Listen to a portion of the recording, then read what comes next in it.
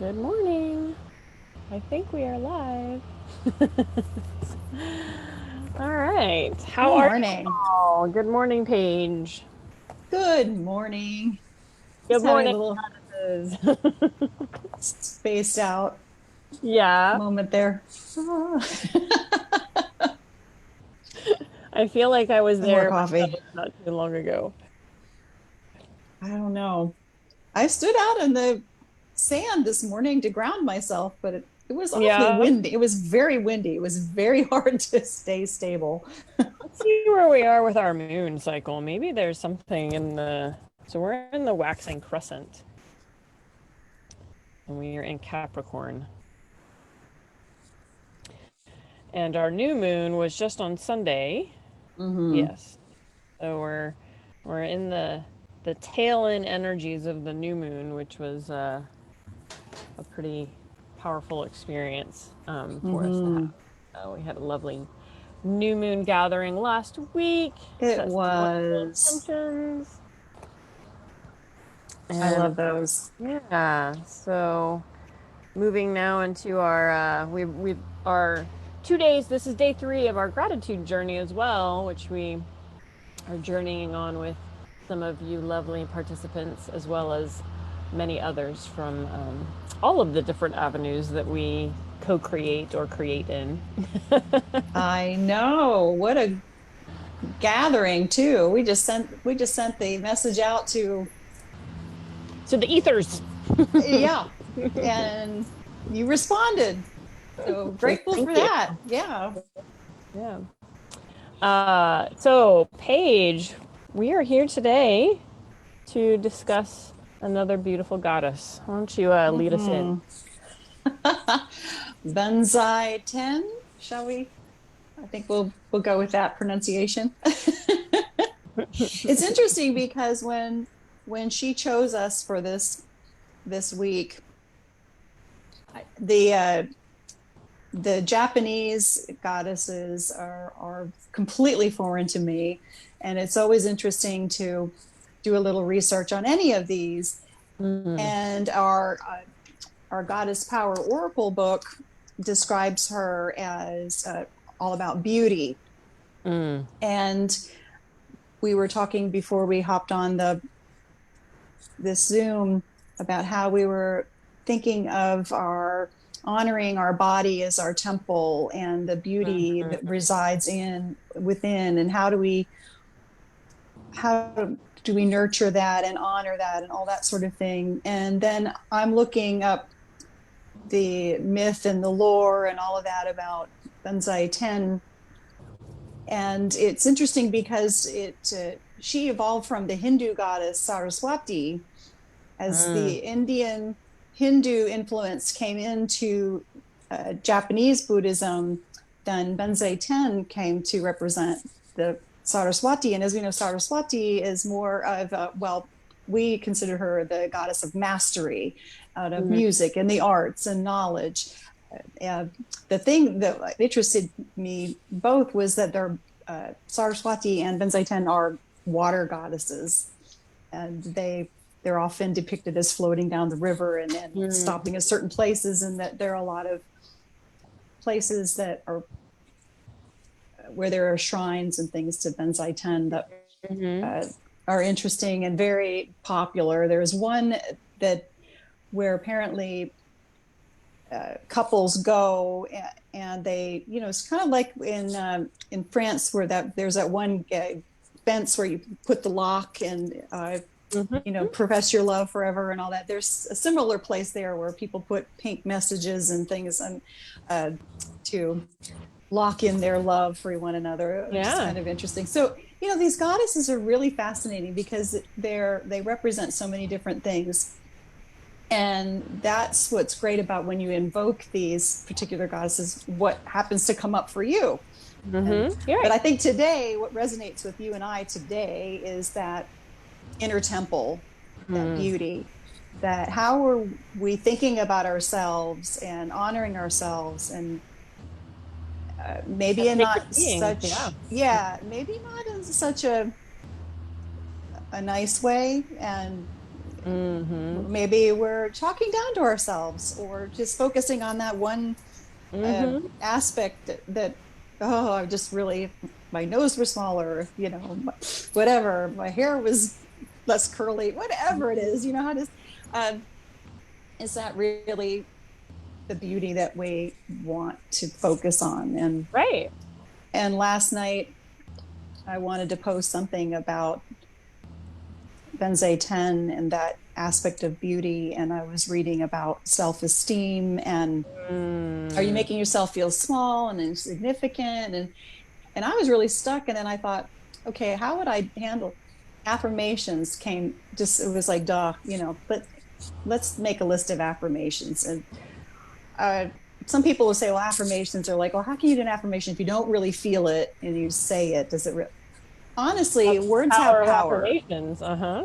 Words have power. And especially when you say it out loud, you put it out there. You say, I am strong. I am beautiful. I am wisdom. I am beauty. I am all these things. I, it really is powerful.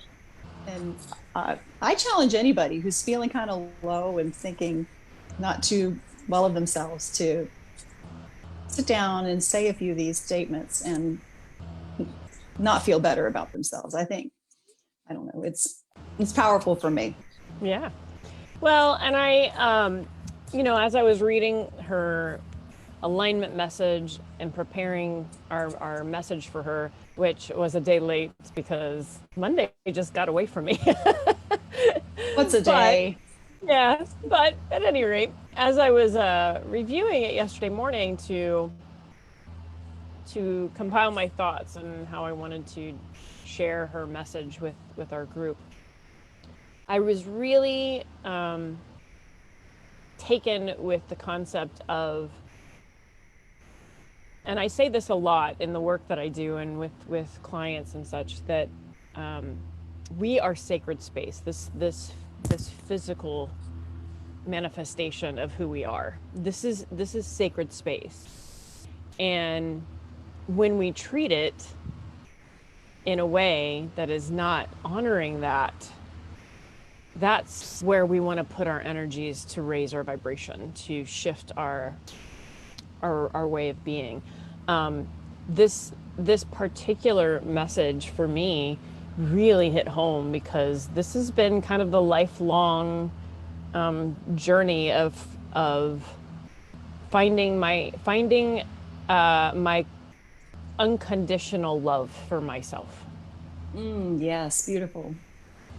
Um, because I was the older sister of of a younger sister that we were kind of paired against one another in many ways, and she ended up being the physical education teacher, so she was very active and very you know concerned with taking care of her body.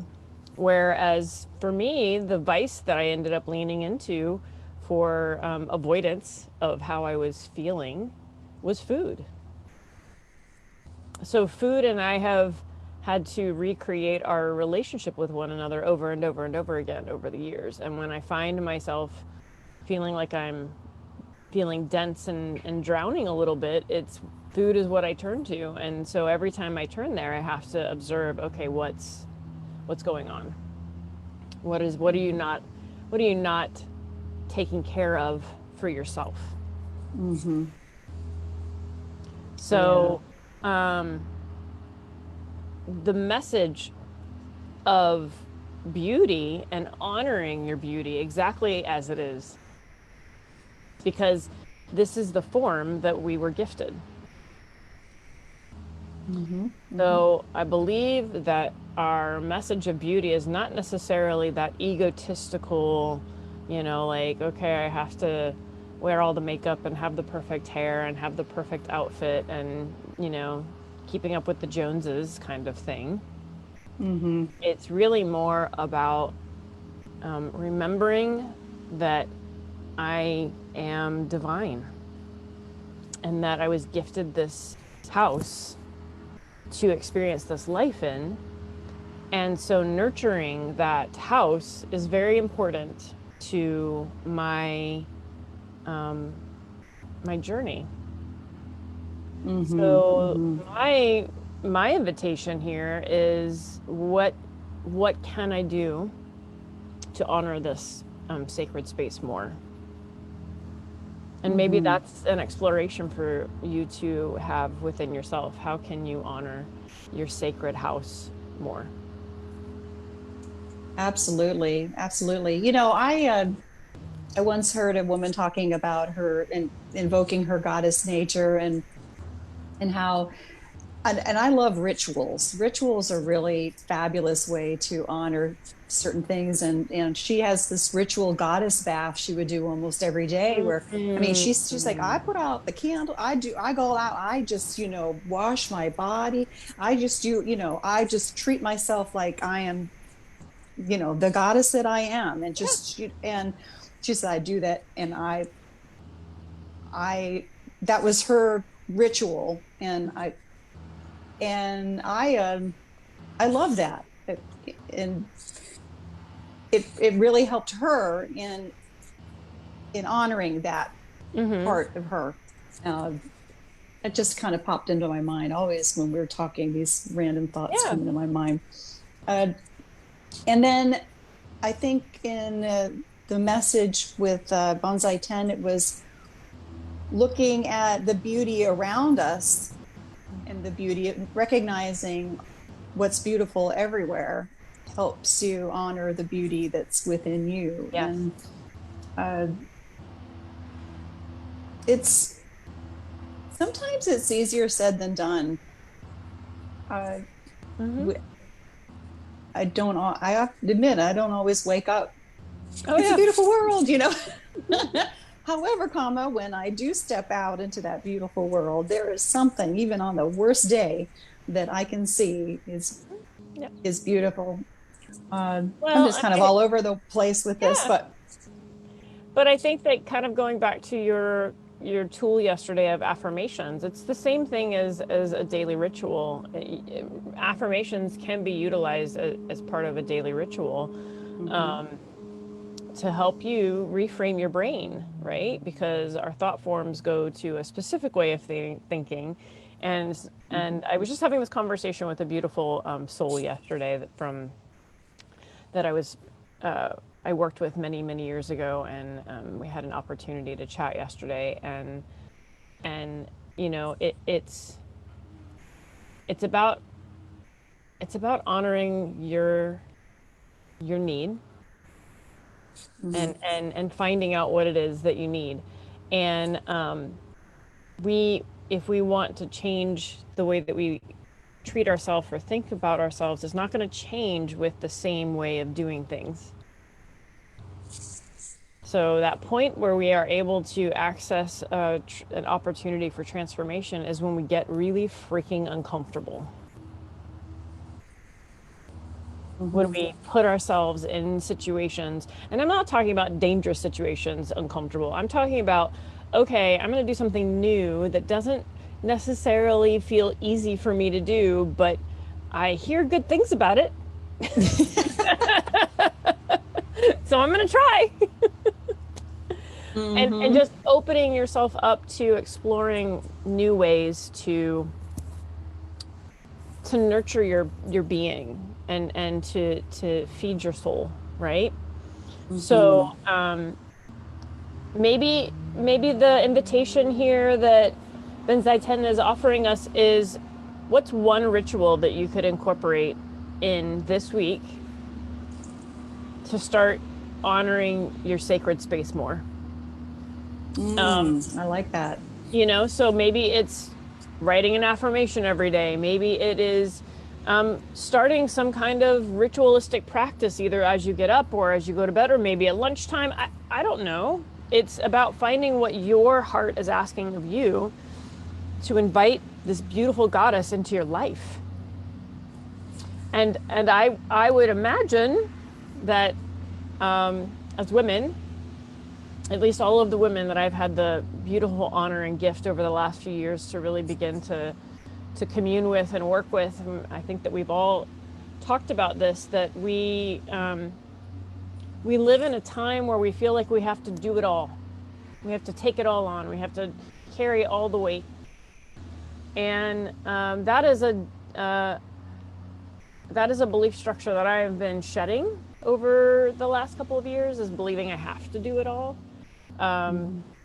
So part of my ritual is recognizing that everything is in perfect divine order, and that in perfect timing things will come to be, and I don't have to have all of it done right now.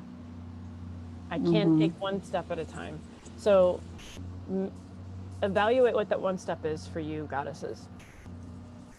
Beautiful. Yeah, I had the same challenge and wanting to do all the things all now and feeling like how is it all going to get done? Yeah. It Yeah. it that which needs to be done gets done. The rest and go Yeah. on to another It'll day, be there another time. tomorrow. It'll be there tomorrow. Or, maybe it really didn't need to be done. You just thought it had to. Well, Oh. that's that fight or flight place we live in, right? We have this, I have to go, I have to go, I have to go, go, go, go, go. And if I don't get all the things done today, then I have a reason to punish myself for not doing it right. Hmm. That's probably the biggest belief structure in the world that I am intentionally working on changing, because I want to believe that if something's meant to get done, it'll get done. If something's meant to happen, it will happen. And that is something that I struggle with still, because I have an ego. I have a desire that okay, I want this and I want that, and Hmm. didn't show up exactly the way I wanted it. Whatever. But those are the opportunities that I get to really sit back and go, okay, what did you gain here? Really observe that. Hmm. Really I lean think into that.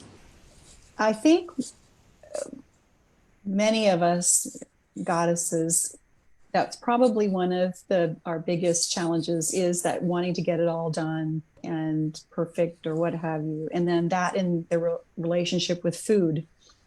I think those are probably the two things that if I had to guess what most people would tap into, would be those two things. Uh, and not that it's good or bad or anything like Right, that, but right. But those are then, just the but then two things again, that, yeah, yeah. So that's the invitation: is yeah. how can you, bring more love to yourself, unconditional love to yourself, and honor yourself, and be observant of the sacred temple, and Mhm. really, really, really remembering that we are sacred beings, right? So we are, um, if we look at ourselves as sacred beings, then it removes the stigma that we are in control of everything happening, and it invites Right. us into a place that allows a more kindness and gentleness to your experience, Mm-hmm. allowing yourself to trust in divine timing. Oh my goodness. Yeah. We've been exploring that a bit too, Mm-hmm.